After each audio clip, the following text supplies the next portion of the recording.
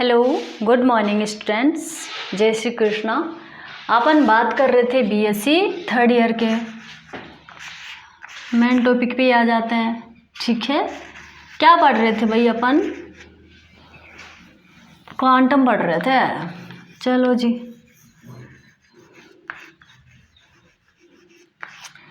ठीक।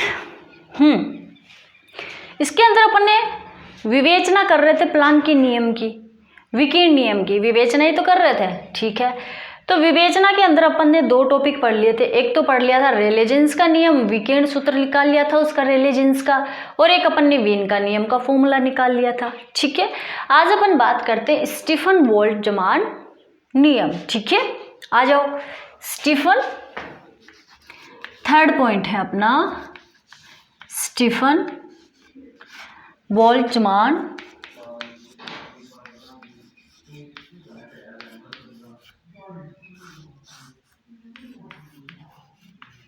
नियम, ठीक है।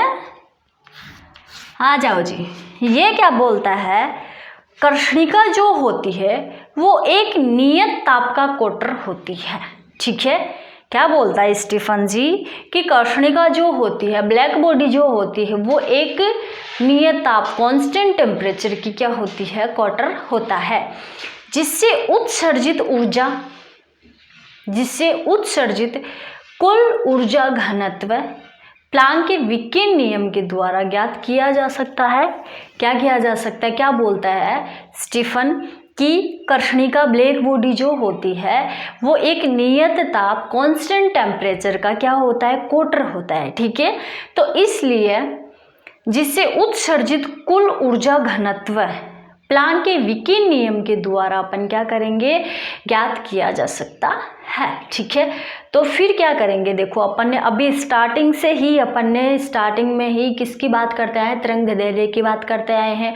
तो यहाँ पे भी स्टार्टिंग कहाँ से करेंगे? उसी तरंग दैर्ध्य से करेंगे। तो लैम्डा तथा लैम्डा व लैम्डा प्लस डी लैम्डा परास में ऊर्जा घनत्व क्या ले लेंगे? यू लैम्डा और डी लैम्डा, ठीक है। क्या बोला? लैम्डा व लैम्डा प्लस डी लैम्डा में ऊर्जा घनत्व क्या ले लेंगे अपन? यू लैम्डा और डी लैम्डा, ठीक है। तो आ जाओ, कुल ऊर्जा यहाँ पे निकालेंगे अपन। अगर कुल ऊर्जा निकालेंगे तो यू लैम्डा और डी लैम्डा जो है उसका क्या कर देंगे? इंटीग्रेशन कर देंगे। क्यों? क्योंकि कुल ऊर्जा अपने को निकालनी है। कुल ऊर्जा निकालनी है तो यू लैम्डा और डी लैम्डा का क्या कर देंगे? इंटीग्रेशन कर देंगे। तो आ जाओ, करते हैं इंटीग्रेशन। स्टार्टिंग की 2-3 लाइन है, वो यहाँ पे लिखवाने की कोई ज़रूरत नहीं है, आपको नोट्स में प्रोवाइड हो जाएगी, ओके। चलो, लैम्डा व लैम्डा प्लस डी लैम्डा प्रास में ऊर्जा घनत्व, देखो ये तो क्या है? लैम्डा व डी लैम्डा प्रास में ऊर्जा घनत्व है, एनर्जी डेंसिटी कितनी है? यू लैम्डा और डी लैम्डा है। अब अपने को इससे क्या करना है? कुल ऊर्जा निकालनी है। अगर इससे कुल ऊर्जा निकालनी है तो इसका क्या कर देंगे? इंटीग्रेशन कर देंगे। तो देखो यू इक्वल कितना आ जाएगा?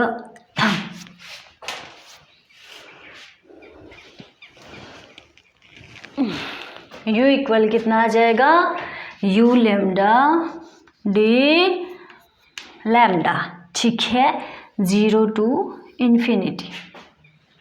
अब आप बोलोगे कि मैडम यहाँ पे 0 से इन्फिनिटी क्यों लगा दिया? याद करो कि कर्षणिका ऊर्जा वितरण वक्र जब अपने पढ़ा था, क्या? कर्षणिका ऊर्जा वितरण वक्र जब अपन ने पढ़ा था तो वहाँ पे मैंने बोला था कि जो विकिरण इस कर्षणिका से बाहर निकलती है ना, क्या? जो विकिरण इस कर्षणिका से बाहर निकलती है वो लैम्डा चेंज टू 0 से लैम्डा चेंज टू 0 इन्फिनिटी तक होती है। क्या बोला था मैंने?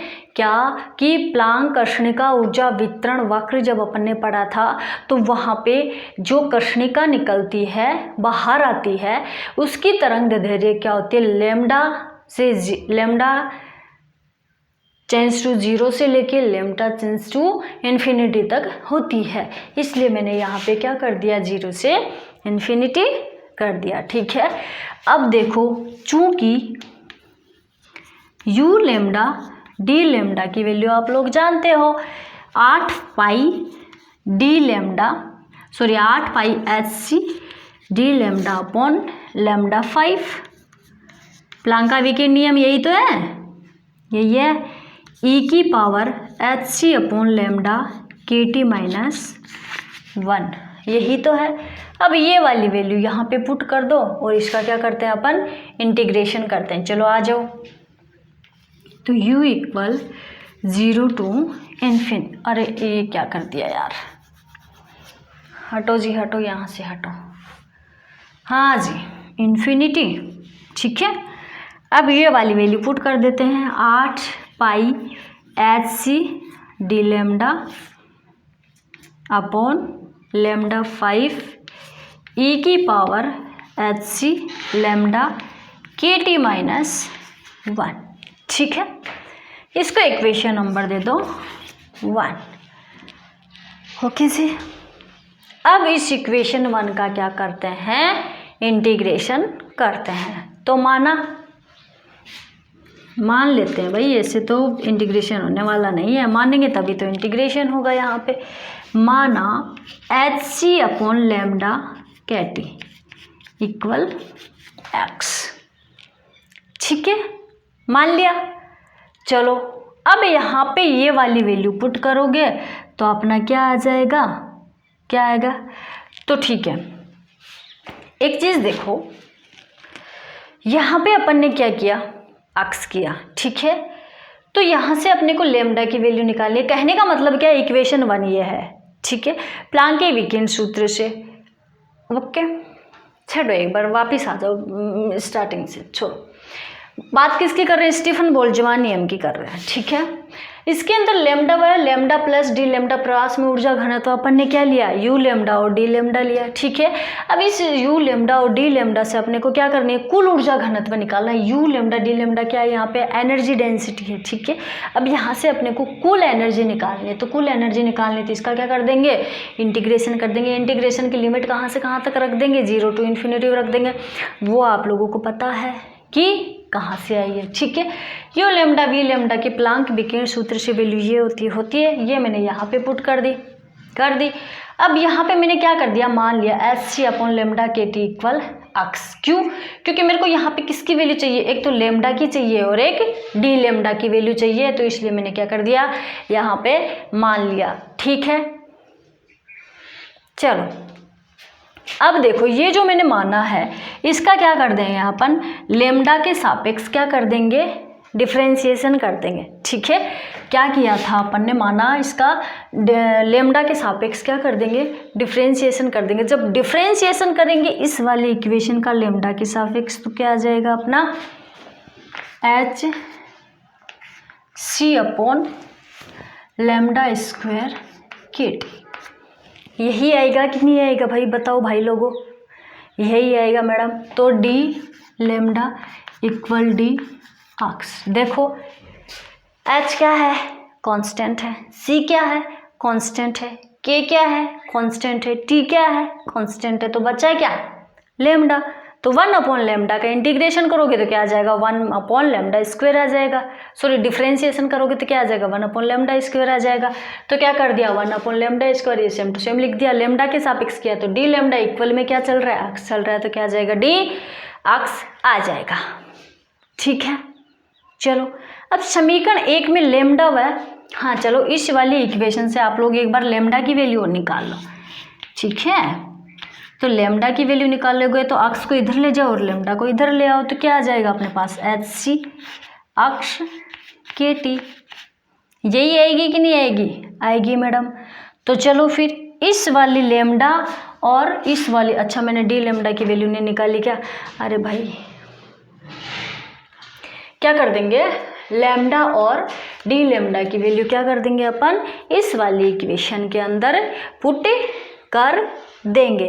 ठीक है, करें पुट, तो आ जाओ भाई, u इक्वल 0 टू इन्फिनिटी। हाँ जी, चलो एक बार देखते हैं फिर।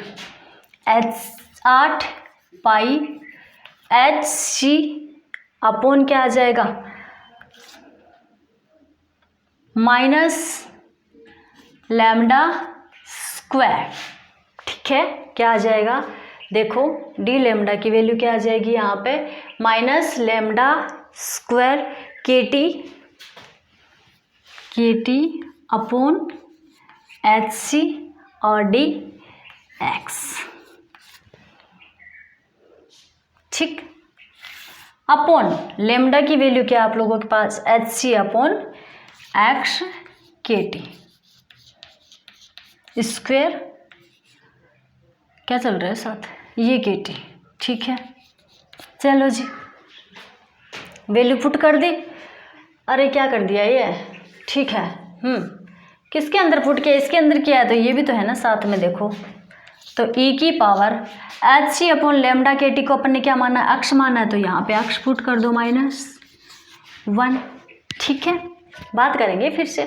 अब मुझे ये बताओ, क्या मैंने ये लिखा ये सही है, क्या मैंने ये यहाँ पे लिखा ये सही है, सही नहीं है। क्यों, क्योंकि लिमिट तो सेम टू सेम है, जबकि वैल्यू अपन ने मान के चेंज कर दिए, तो लिमिट भी क्या करोगे यहाँ पे, चेंज करोगे। क्या करोगे, चेंज करोगे। तो चेंज कर देते हैं अपन वैल्यू, और क्यों करते हैं देखो कैसे करते हैं, ये भी देखेंगे, बात करेंगे। तो ये क्या है, इन्फिनिटी से 0 करेंगे। क्या करेंगे, इन्फिनिटी से 0 करेंगे। यहाँ पे अपन ने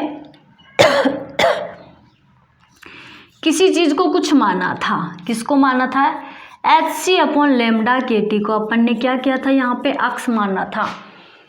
तो 0 टू इन्फिनिटी जो वैल्यू है वो इसको मानने से पहले थी। ठीक है, क्या थी, 0 टू इन्फिनिटी जो वैल्यू है वो इसको मानने से क्या थी, पहले थी। अब अगर इसको अपन ने मान ही लिया, इसकी वैल्यू पूरी चेंज ही हो गई है, तो वो लिमिट भी क्या होगी, चेंज होगी। और किस हिसाब से होगी, देखो देखते हैं। अगर मैंने यहाँ लेमडा की जगह 0 पुट कर दिया, क्या कर दिया, 0 पुट कर दिया, तो मेरी अक्ष की वैल्यू कितनी आ जाएगी, इन्फिनिटी आ जाएगी। आ जाएगी कि नहीं आ जाएगी, आ जाएगी। अगर मैंने इस लेमडा की जगह इन्फिनिटी पुट कर दिया, तो अक्ष इक्वल क्या आ जाएगा मेरे पास, 0 आ जाएगा। आ जाएगा, ध्यान से सुनो, ये मैंने कुछ माना है, लिमिट चेंज करनी है अपने को। लिमिट वहीं से चेंज करते हैं जहाँ पे अपन कुछ मानते हैं। ठीक है, तो H c upon lambda k T, अगर इस लेमडा की जगह में इन्फिनिटी पुट कर दूं, करके देख लेना, तो अक्ष की वैल्यू कितनी आ जाएगी, 0 आएगी। ठीक है, अगर मैंने इस लेमडा की जगह इन्फिनिटी या 0 पुट कर दिया, तो इस अक्ष की वैल्यू क्या आ जाएगी, 0 आ जाएगी। ठीक है, आ जाएगी। तो क्या मैं इसको यहाँ पे 0 की जगह इन्फिनिटी पुट कर दूँ और इन्फिनिटी की जगह 0 पुट कर दूँ।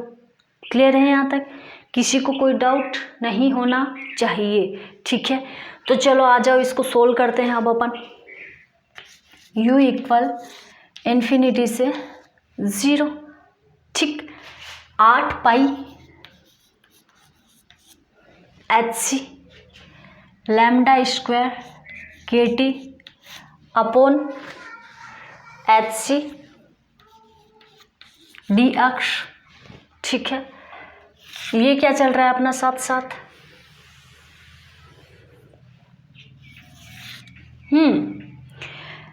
एच सी के होल स्क्वायर को अलग कर दो, और अपॉन में जो एक्स के टी का स्क्वायर चल रहा है उसको क्या कर दो, अलग कर दो। कर दिया भाई मैडम। साथ में क्या चल रहा है, e की पावर अक्ष -1। ठीक है, चलो आ जाओ, कर दिया इसको यहाँ तक। तो अब इसको क्या कर लेंगे अपन, सोल्व कर लेंगे, कर लेंगे सोल्व। तो मुझे ये बताओ, ये जो लैम्डा है ना, लैम्डा है, इसकी वैल्यू अपन ने यहाँ पे क्या की थी, H c upon x k T की थी। तो यहाँ पे क्या है, एच सी अपॉन के टी है, के टी अपॉन क्या है, एच सी है। तो क्या अपन इसको ऐसे पुट कर सकते हैं क्या, देखो इन्फिनिटी से 0, 8 पाई एच सी। ठीक है, तो एक्स के टी की पावर, अच्छा जी, एक्स केटी की पावर क्या हो जाएगी, यहाँ पे 5 हो जाएगी। क्या हो जाएगी, एक्स केटी की।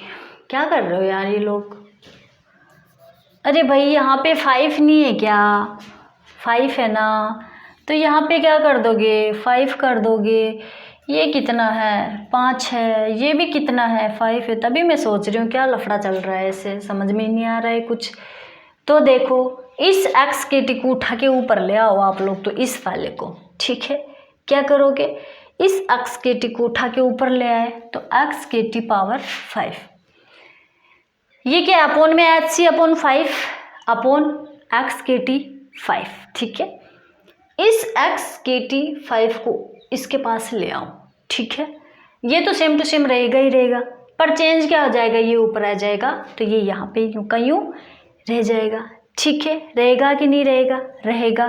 तो ये अपना क्या पुट हो जाएगा, लैम्डा स्क्वायर की वैल्यू क्या होती है, लैम्डा की वैल्यू क्या होती है यहाँ पे H c upon x k T होती है। तो इस वाले को क्या कर देंगे अपन, स्क्वायर कर देंगे, ठीक है। तो स्क्वायर डी एक्स, ठीक है।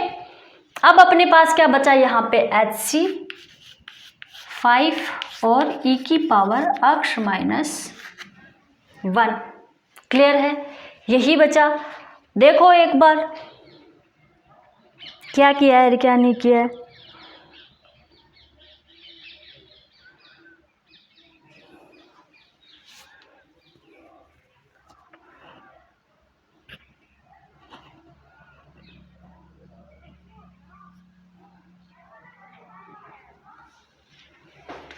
अच्छा जी, यहाँ पे इस एच सी से ये एच सी काट दो आप लोग, तो ठीक है। देखो आ जाओ, वैल्यू पुट कर दी अपन ने, ठीक है। वैल्यू पुट की थी, ये वाली इक्वेशन आई, इस एच सी से ये एच सी चला जाएगा तो अपने पास क्या बचा 8 पाई। अच्छा एच सी तो चला ही गया अपने पास, ठीक है भाई, ठीक है ठीक है ठीक है ठीक है ठीक है। अरे हटाओ इसको वापस, हाँ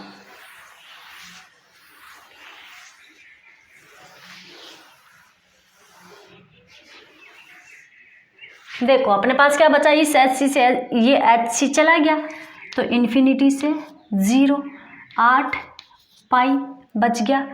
के टी को बाहर ले आओ, के टी को क्या कर दिया, बाहर ले आए, तो अपने पास क्या बच गया, ये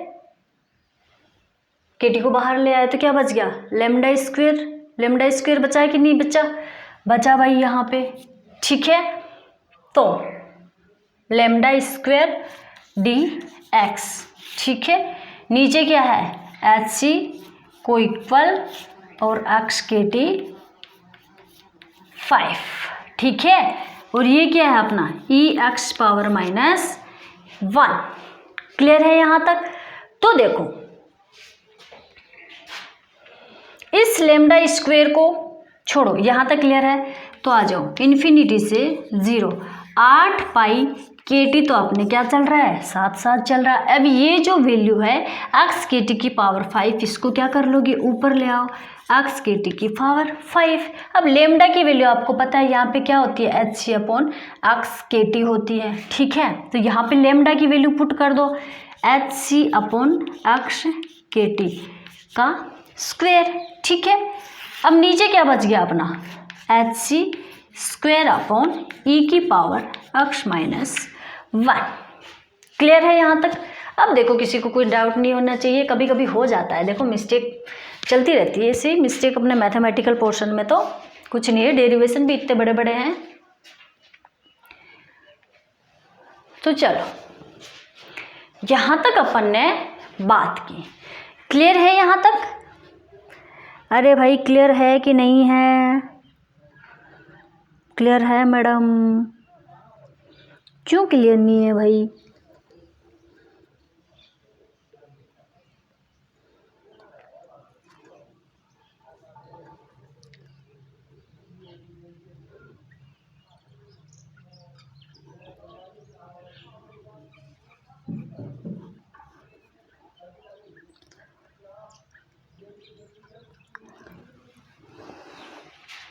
चलो जी आगे इसको क्या करते हैं अपन, सोल्व करते हैं। ठीक है, आ जाओ।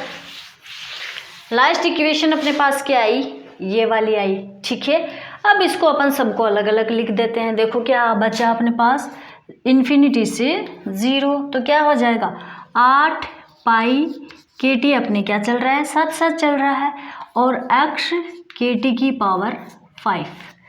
ठीक है, और ये क्या है, एच सी का स्क्वेयर अपॉन x के टी का स्क्वेयर, अपॉन में क्या है अपने पास एच सी का स्क्वेयर और e की पावर x माइनस 1 है। ठीक है, देखो एक के टी यह रहा और एक के टी ये रहा, तो देखो इस वाले क्या कर लोगे आप लोग, इन्फिनिटी से 0 8 पाई, इस अक्स को क्या कर लो, एक बार बाहर निकाल लो। ठीक है, तो क्या हो जाएगा अपना ये अक्स, या फिर सोचो इसको कि अक्स के टी क्या हो गया, ये 6 हो गया। ओके जी, या ये ऐसे करो, देखो 8 पाई, अगर इस अक्स को बाहर निकालोगे तो अक्स 5 के रूप में बाहर आएगा। अगर इस के टी को अंदर ले जाओगे तो ये 6 हो जाएगा। क्या हो जाएगा, के टी 6। ठीक है, ध्यान से देखो, धीरे धीरे चलो, कोई दिक्कत नहीं है। डेरिवेशन बहुत बड़े बड़े हैं, ये इतने आसानी से होने वाले नहीं है, हो जाता है कभी ऊपर नीचे। तो देखो 8 पाई के टी है यहाँ पे क्या है, अक्स के टी की पावर 5 है। तो यहाँ पे अपन क्या करेंगे, इस के टी को तो अंदर करेंगे और ये जो अक्स है इसको क्या करेंगे अपन बाहर निकालेंगे। तो देखो अगर अक्स को बाहर निकालोगे तो 5 के रूप में आएगा, और के टी को अंदर करोगे तो ये के टी पहले से एक 5 पावर में 5 तो है ही, और एक ये क्या हो जाएगा 6 हो जाएगा। तो क्या अपन इसको के टी 6 लिख सकते हैं। तो देखो h c square, x square को बाहर ले लोगे तो ये क्या बच गया, के टी स्क्वेयर बच गया। क्या किया देखो, यहाँ से भी इस वाली फॉर्मूले के अकॉर्डिंग इसको भी क्या किया, एक्स को बाहर निकाला तो स्क्वायर के रूप में रह गया, और के टी को अलग कर दिया तो ये भी क्या रह गया, स्क्वायर के रूप में रह गया। और नीचे अपना क्या चल रहा है, एच सी स्क्वायर चल रहा है, और ई की पावर x माइनस 1 चल रहा है। अरे भाई ये स्क्वायर कैसे है, यहाँ पे 5 है, 5 5 5 5। ठीक है जी, आ जाओ। इस x स्क्वायर से ये x 5 काटोगे तो कितना बच जाएगा, 3 बचेगा। इस के टी स्क्वायर से ये के टी 6 काटोगे तो कितना बच जाएगा, के टी 4 बचेगा। इस एच सी स्क्वायर से ये एच सी 5 काटोगे तो कितना बचेगा, 3 बचेगा। और साथ क्या चल रहा है अपना, ई एक्स की पावर माइनस 1। ठीक है, तो यहाँ पे म्यू इक्वल अपना कितना आ जाएगा, इन्फिनिटी से 0 8 पाई एक्स क्यूब के टी की पावर 4 अपॉन क्या हो जाएगा, एच सी क्यूब ई एक्स की पावर माइनस 1, और डी एक्स जी क्या है, अपने साथ साथ चल रहे हैं। क्लियर है यहाँ तक? अगर कोई दिक्कत आए तो देख लेना नोट्स के अंदर आप लोग। ठीक है, उसके अंदर कोई दिक्कत नहीं है, कोई भी दिक्कत नहीं है। क्लियर है यहाँ तक? चलो अब अपन क्या करते हैं, देखो यहाँ पे, हाँ जी, 8 पाई के की पावर 4 और टी की पावर 4 को क्या कर लेंगे, बाहर निकालेंगे। एच क्यूब और ई की पावर सी की पावर क्यूब को बाहर निकालेंगे तो बचा क्या, एक्स क्यूब अपॉन ई की पावर एक्स माइनस 1। इसका अपन क्या इंटीग्रेशन कर देंगे इन्फिनिटी से 0 तक। ठीक है, तो देखो अपने पास क्या बचेगा भाई, 8 पाई के की पावर 4 और टी की पावर 4 को बाहर निकाल लो तो क्या हो जाएगा, 8 पाई के की पावर 4 और टी की पावर 4 को बाहर निकाल लिया, और इसको एच क्यूब अपॉन सी क्यूब को भी क्या कर लोगे, बाहर निकालोगे, एच क्यूब सी क्यूब। बचा क्या अपना अंदर, इन्फिनिटी से 0 एक्स क्यूब अपॉन ई की पावर एक्स माइनस 1 और डी एक्स।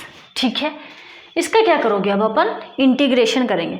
देखो क्वांटम के अंदर ये जो डेरिवेशन है ये खुद भी अपने आप में क्या होता है, एक बहुत बड़ा विकराल रूप होता है इनका। ये खुद ही अपने आप में क्या होता है, इतने बड़े होते हैं। अगर इतने बड़े के अंदर आप लोग ये इंटीग्रेशन पूरा करने में लगोगे तो शायद 3 या 4 पेज अपने भर जाने हैं और टाइम खराब होगा, वो अलग से होगा। तो क्वांटम के अंदर आप लोगों को क्या करना है, ये जो ऐसे आपके इंटीग्रेशन आएंगे इसकी आपको डायरेक्ट वैल्यू याद रखनी है। ठीक है, ये नहीं है कि डायरेक्ट वैल्यू याद रखने तो निकालने नहीं आना चाहिए, आपको निकालने भी आने चाहिए भाई, ऐसी बात नहीं है। तो देखो अपन यहाँ पे क्या करेंगे, इसकी डायरेक्ट वैल्यू रख देंगे। ठीक है, तो इसका संख्यात्मक मान लेते हैं अपन यहाँ पे, यहाँ इन्फिनिटी से 0 x की पावर क्यूब e की पावर x माइनस 1 क्या हो जाएगा, क्या संख्यात्मक मान याद करके चलना। देखो इनको आप लोग, संख्यात्मक मान क्या हो जाएगा इसका, यहाँ पे पाई की पावर 4/15 क्या हो जाएगा, पाई की पावर 4/15 है। ठीक है, तो अब ये वाली वैल्यू अपन क्या कर देंगे, यहाँ पे पुट कर देते हैं। तो अपने पास क्या आ जाएगा, u इक्वल 8 पाई k की पावर 4 t की पावर 4/h³ c³। इसकी वैल्यू कितने है, पाई की पावर 4/15। क्लियर है यहाँ तक, किसी को कोई डाउट नहीं है, होना भी नहीं चाहिए भाई। चलो ठीक है, तो देखो अपना क्या हो जाएगा यहाँ पे, u इक्वल 8 पाई k की पावर 4, इस पाई को इस पाई 4 से मल्टीप्लाई करोगे तो क्या आ जाएगा, पाई 5 लिख सकते हैं ना, लिख सकते हैं। तो अपॉन h³ c³ और 15। अब इस T4 को यहाँ से यहाँ पे ले आओ आप लोग। ठीक है, यहाँ पे ले आओ, कुछ भी नहीं किया है, बस एक ऐसे ही रूप में लिखा है। ठीक है, ये अपना क्या आ गई, अपने पास ऊर्जा आ गई। ठीक है, क्या किया, कुल ऊर्जा आ गई। यहाँ उत्सर्जित कुल ऊर्जा E है, क्या है, यहाँ उत्सर्जित कुल ऊर्जा क्या है, E है। यदि विकिरण विसरित हो, एक कंडीशन करेंगे, यहाँ उत्सर्जित कुल ऊर्जा कितने लेंगे अपन, E है। और एक कंडीशन करेंगे कि यहाँ अगर उत्सर्जित ऊर्जा विसरित हो, ठीक है, अगर विसरित होगी तो उसकी वैल्यू अपन क्या लेंगे, यहाँ पे Cu/4 लेंगे। और अगर समतल विकिरण है तो उसकी वैल्यू क्या करोगे आप, E इक्वल Cu लोगे। ये भी E के इक्वल में है और ये भी E इक्वल में है, पर ये विसरित रूप है और ये क्या है, समतल रूप है। अब अपन बात करते हैं कि विसरित क्या होती है और समतल क्या होती है।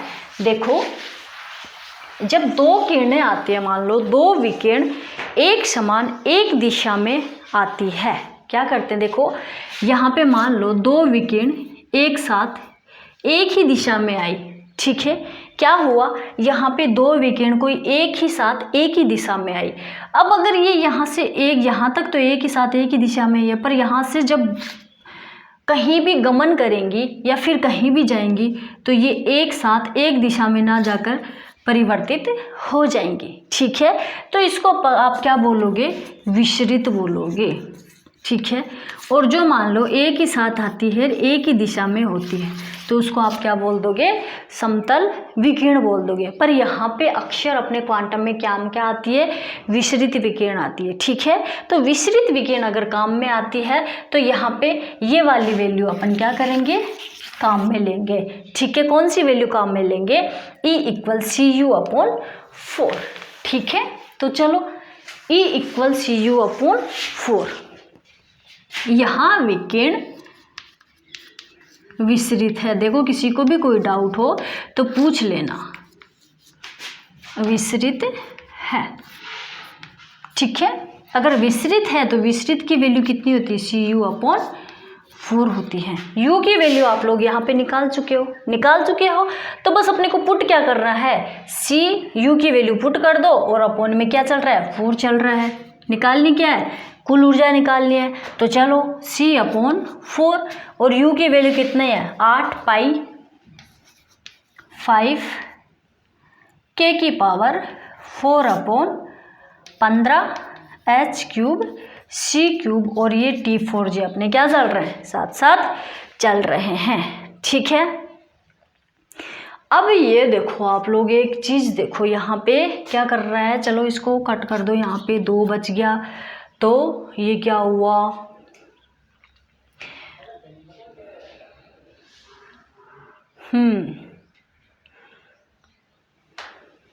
एक इस सी से एक सी को काट दो, ये कितना बच गया, 2 बच गया। तो ई की वैल्यू अपने पास क्या आ गई, देखो 2π³ के की पावर 4/15 h³ c² और टी की पावर 4।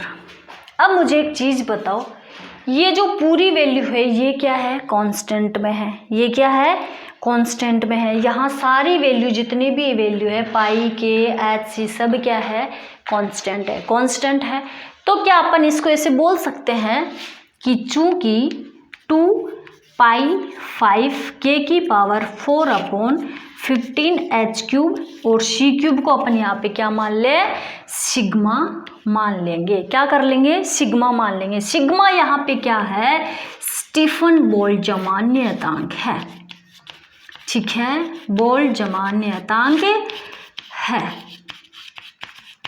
देखो ये पूरी वैल्यू अपने आप में क्या है, कांस्टेंट राशि है। अगर कांस्टेंट राशि है तो इस पूरी वैल्यू को मैंने यहाँ पे क्या कर दिया, सिग्मा मान लिया। ठीक है, तो अब ये वैल्यू अपन यहाँ पे पुट कर देंगे तो अपने पास क्या आ जाएगी, देखो क्या आ जाएगा जी, E = सिग्मा T की पावर 4। और यही अपने को क्या करना था, प्रूव करना था। ठीक है, अगर इस टॉपिक के अंदर किसी को भी कोई दिक्कत है, किसी को भी कोई डाउट है, कहीं भी समझ में नहीं आया हो तो आप लोग मुझसे पूछ सकते हो। ओके, अब ठीक है, ये अपना क्या हो गया, स्टीफन बोल्ट्जमान का नियम हो गया। ठीक है, स्टीफन बोल्ट्जमान नियम।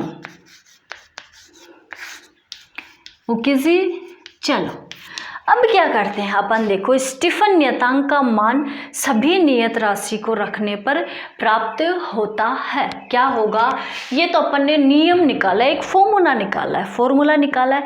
अब इस फॉर्मूले की वैल्यू अपन इसके अंदर लिख के वैल्यू पुट करके अपन क्या करेंगे, इसका स्टीफन बोल्ट्जमान का सभी नियत राशियों का मान निकालते हैं। ठीक है, तो E की पावर सिग्मा, नियत राशि इसी को तो माना था अपन ने, इसी को माना था कि नहीं माना था, माना था भाई। तो चलो ये नियत राशि कौन कौन सी है, देखो यहाँ पे 2